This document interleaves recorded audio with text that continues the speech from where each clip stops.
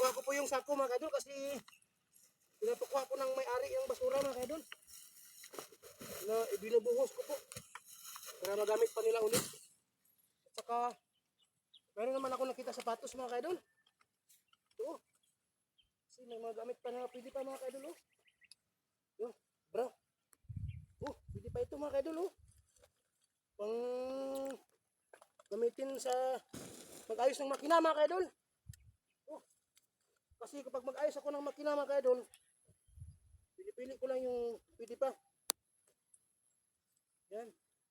Kung mag-ayos ako ng makina, yung mga sira na ang sinusuot ko kasi yung asite is mahirap tanggalin. Kaya pili-pili ko ito. Ito. Pwede na ito pang ayos ng mga makina mga kaidol. Damit, uniform.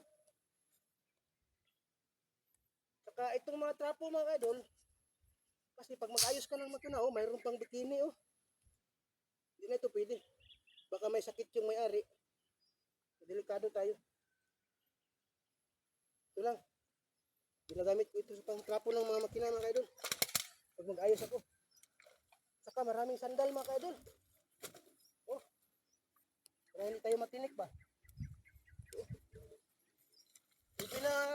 Inububuhos ko ito mga kaidol kasi kukunin ng may-ari ng basura yung sako at ibabalik ko doon para mayroon na naman akong kukunin. Yan mga kaidol, maraming uod.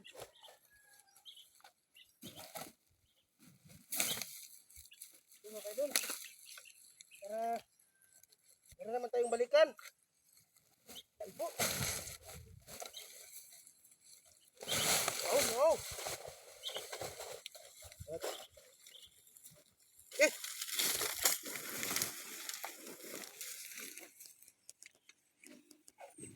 Yan.